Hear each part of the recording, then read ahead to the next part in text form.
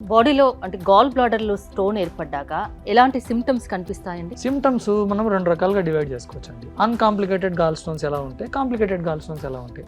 ఇప్పుడు uncomplicated gall stones ఏం cause చేయొచ్చు అంటే కామన్గా ఏంటంటే పెయిన్ ఉంటుంది. ఇక్కడ కుడివైపు నొప్పి, ఆ నొప్పి ఎలా ఉంటుంది, ఇలా పిసికినట్లుగా ఉండే నొప్పి, స్పాస్మోడిక్ పెయిన్ అంటాం.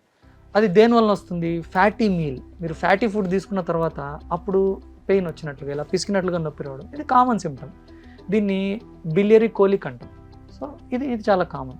ఫ్యాటీ డిస్పెప్సీ అంటాం, అంటే ఫ్యాటీ ఫుడ్ తింటే అంటే అరుగుదల తక్కువగా అనిపించడము ప్లస్ ఇలా నొప్పి అనిపించడం, దీన్ని ఫ్యాటీ డిస్పెప్సీ అంటాం. ఇది చాలా కామన్ ప్రజెంటేషన్. ఇది అన్కాంప్లికేటెడ్. కొంతమందికి అసలు ఏ సింటమ్స్ ఉండవు. కొన్నిసార్లు ఈ గాల్ స్టోన్స్ వల్ల కాంప్లికేషన్స్ వచ్చి దానితోటి ప్రజెంట్ అవుతారు. ఏం కాంప్లికేషన్స్ వస్తాయి, స్టోన్ వెళ్ళి ఇరుక్కోవడం.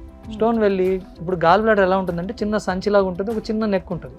ఆ నెక్ దగ్గర ఇరుక్కుంది అనుకోండి స్టోన్, సో అక్కడ పస్ ఫామ్ అవ్వడం స్టార్ట్ అవుతుంది. సో దాన్ని కోలిసిస్టైటిస్ అంటాం. అప్పుడు ఏంటి, మామూలుగా ఎప్పుడో ఒకసారి వచ్చే పెయిన్ కంటిన్యూస్గా ఉంటుంది. శ్వాస తీసుకుంటే ఇక్కడ ఎవరో పట్టేసినట్టు, ఇక్కడ ఎవరో గుచ్చేసినట్టుగా నొప్పి వస్తుంది. సో ఇది కోలిసిస్టైటిస్. ఇది కాకుండా ఆ స్టోన్ ఇంకా కిందికి వచ్చింది అనుకోండి, మెయిన్ బైల్ వెళ్ళే పైప్స్లో ఇరుక్కుంది అనుకోండి, అప్పుడు జాండీస్ వస్తుంది. సో జాండీస్ కూడా రావచ్చు. ఇంకా కొంచెం కిందికి వచ్చింది అనుకోండి, అది ప్యాంక్రియాటైటిస్ అనే ఇబ్బంది కూడా కాజ్ చేస్తుంది.